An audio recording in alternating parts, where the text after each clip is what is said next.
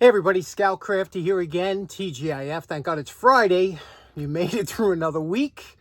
And I have to tell you something, the last couple days, the heat finally broke. You know, we had about 2.5, 3 weeks of 90s and humid. It was just horrible. Didn't feel like doing anything.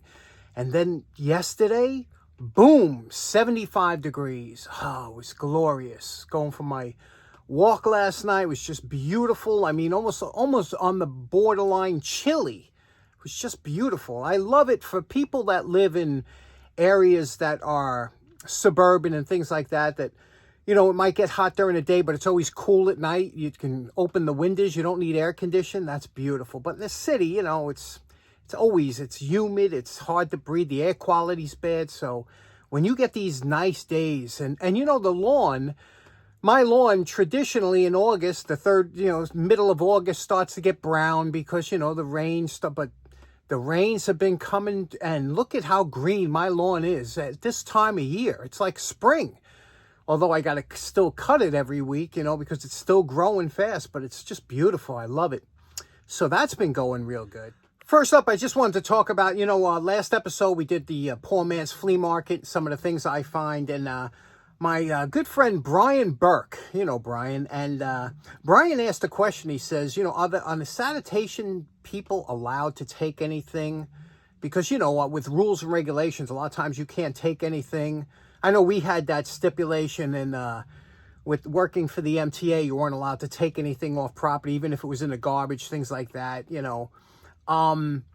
With the sanitation, years ago, and I know my buddy Frank will attest to this, years ago, they used to have what's called 3-men trucks. And that was, it was a regular sanitation garbage truck that you had one man would drive and 2 guys would load. It was beautiful. This way, you know, you could switch off every couple blocks. You could say, okay, you take a break. I don't know. The union must have really, I think they sold out, in my personal opinion, you know, for maybe a couple dollars more an hour. They eliminated one man from the truck, so now it's a 2-man truck. So that means that these guys got to get in and out of the truck every 20 feet. They pull the truck up, you know, the one guy gets it, or you're going to have one guy loading, doing both sides. It's hard. It made their job so much harder. However, when it was 3-man trucks when I was a kid, I'll never forget this, because, you know, we used to see the garbage trucks coming down, and I was always fascinated by it because they were always great guys. Sanitation had some great guys working there. All the blue-collar jobs in the city here. I told you about Con Ed used to give us electrical tape to play hockey, and they were always just great guys when it came to the kids and stuff. And the same thing with the sanitation. Sanitation, if somebody threw a bicycle out, and it was a good bike, they would throw it. There was a space between the container, the packing container where all the garbage went, and the cab of the truck. There was an empty space. I bet you Frank's laughing right now because he knows this. And they used to put good stuff there. So if they found something in the trash that was good, you know, they would throw it back there. Sometimes guys used to do for metal, you know, they would turn it in for metal recycling. Sometimes it'd be an old bicycle or something. So many times we would see the sanitation guys, and they'd say, hey, you guys need a bike? And we'd be like, yeah. And they would have a bicycle in that little spot, and they would give it to us. And we'd be like, oh, thanks so much, you know. It was always a great thing. We'd always be looking for them and stuff. And so as for now, I don't see that space anymore between the cab and the container. And also, I have to tell you something, you know, I don't see too many new guys looking through garbage anymore. When I was younger, I remember the guys looking at the garbage. If there was something good, a lamp or something, they would grab it for one of their relatives or something they probably had. But today, I think that, you know, probably the wives are like, don't you dare bring anything home. So I don't think it's illegal for them to take it, but I just don't see them doing it anymore. I just wonder why. But you see how much great stuff is out there. Can you imagine if I was... Can you imagine if I was sanitation? Forget it. I would have a pickup truck at work and I'd be, forget it. You can't do it. You can't do. That's why sometimes I don't even go on my walks. I don't even go in certain areas because I say, man, I can't bring stuff home. How many good things I pass by? What are you going to do? You can't bring all this home. But there's a lot of good stuff thrown out here in the city. So that's a good question, Brian. I wonder what the deal is, and if anybody still brings anything, if they see something really good, you know, like a toolbox full of tools. Do you chuck it in the back? Do you say, look, I just got too much stuff? Or do you at least look through it and grab something? Right? Good question. Anybody out there that's current sanitation, chime into the comments and let us know what goes on. Anyway, we got a few things to get to today. Let's get started right now. Okay, for today's ambitious project, what we're going to try and do is, this was my buddy Lenny. Lenny had given us a couple things, you know, through the past and stuff, and he brought this down to the last Long Island tool meet, and he says, he brought this and he brought that pry bar. Remember the pry bar we put the wood handle on? Well, he said, hey, John, do you think you can put a handle on this? Now, what this is Snap-on. Big money tool, right? But what this was a Snap-on, one of those hammers that are impregnated with rubber or vinyl or something. You know what I'm talking about. This is that. So that's why it looks so odd, because this was all covered with a vinyl coating, and, you know, it's all formed here, and this was to stop the vinyl. Anyway, those things disintegrate, you know, any kind of vinyl with grease and everything. So it probably peeled off, and he just had this left over. So the hammer head is in, you know, good steel, but he said, do you think we could put some kind of handle on it just to make it usable? Maybe for the garage or the back of the car or something. So let's see what we can do. I don't, it's kind of an odd thing. The first thing we have to do, you can see how awkward it looks with this small thin handle, although very strong. This small thin handle going in here, it just doesn't look right. So we have to have some kind of transition from here to here. And if I took a piece of, let's say, piping like this and put it over there, it looks better already, because this, you know, it just looks too thin. So we need something decorative to just kind of kick it up. And if we're going to put this on here, we have to make the edge here, we have to form it so it fits around this curve here. So the first thing we're going to do is we're going to clean this up. Then we're going to try and remove this piece of metal. I don't know what that was or how it comes off.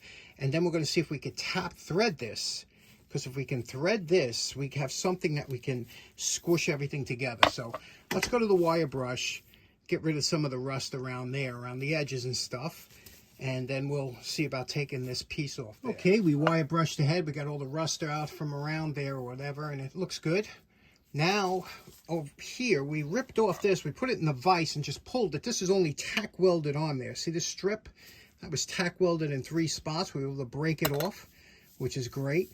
Now we're just going to smooth this out so we could thread maybe, I don't know, ½ an inch or something like that, just so we can get a nut on that'll squeeze everything together. And it's coming good. Let's do that. Using the belt sander, we're going to take down the shaft until we have a nice little area here that's, and then I'm going to find a die that's matching that will start on here. And here you can see this is a 3/8 by 16 inch die. And you can see it locks on there good, so that'll be good. We'll just thread this part. Okay, using that die, 3/8 by 16, you can see we put some threads there. And we have a nice little cap nut here that we can screw onto here. Nice and easy all the way down. So now, what we have to do is now we have to come up with a filler between the cap nut and the head of the hammer. So let's do that. Okay, so we're going to use this for the bottom handle. This is the other piece of that wood that we made for Lenny's pry bar. Okay, so remember we cut that in half. So what we're going to do is we're going to draw an X over here. We're going to drill it out using the pilot bit from Jeff and Dar. Drill this out through the center, mount it on the lathe, and then we're hoping to use this pipe, this piece of scrap pipe I found, as the in-between the handle and there. So let's do that. Okay, here we go. See what we did here? We drilled all the way through, then we enlarged it, we counterbored it. You see the holes, counterbored? This one's bigger because of that nut. Now what we'll do is, you see when you slip the shaft down here, right, what comes through the bottom is you see, the threaded, and then we'll take this will lock it on. We'll put a metal washer down below it. Okay, this will go down like that. You see? There'll be a metal washer there, metal washer in there, and then this pipe going in between. And now we're just going to turn this on the lathe, remembering that this is the bottom. Not that it matters. It'll be, and it's coming nice, right? Now, this wood is some scrap wood that I got from Engel's Coat Shop. He had a little giveaway going on, and I happened to win it. So this is the other half of the piece we used for the pry bar. Now, what we're going to do is we're just going to try and do the same shape as we did on the pry bar, kind of make it like a matching set. And we'll just do a rough shape, and then we'll stain it and shellac it. Okay, here's our rudimentary handle. You can see here. Now we just have to fit this on and then cut this pipe to size. That's a real, you gotta make sure you got extra pipe in case you're too short. But you're gonna cut this to size, and then we're gonna try and profile it so it fits around there, and we're coming good. Now our next job is to match this contour so that it fits up nicely against this curved surface here. You don't want to flat against the curve, you see? So what we're going to do is we're going to take this pipe, put it in the vise, and we're going to take files, okay? We're going to start off with a smaller file and then to a larger file and get about the closest profile. And then you're going to get something that is about close to this diameter. And I have this here, this sanding drum, and then I finished it off here. And now you can see what we have here. Well, you just curve that up here like this. Now when this slips on like this, you can see how it locks in. It gives you a more presentable look than just a flat one up there. And then this will be squeezed in with the handle here and tightened up with the nut. Okay, it's coming good. Now, after removing the paint from the shaft, we found a couple of machine bushings, and we put them in top and bottom. And this will make sure that, that you can squeeze on it without splitting the wood. Now, you know my favorite part. Remember what Lenny's snap-on hammer looked like before we started? And we're calling this project done. I got to tell you, I really enjoyed this project. You know, Lenny is a machinist himself. He could have easily fabricated something, but he enjoys the channel, and he thought that this is something that might be of interest to you at home. So here we go. We took that crazy-looking hammer and made it into something that, you know, looks almost presentable, right? And I made this handle to kind of match the, you know, the other one that for the pry bar that we did. You know, it's the same piece of wood cut in half, and one piece of wood from Dave's shop. You can see the little cap in the back there. That's tightened down and thread locked. We wrapped the handle before we put the pipe up, so there's no way that this could move on there. And it's solid. I mean, this is a solid hammer now, and just a beauty, isn't it?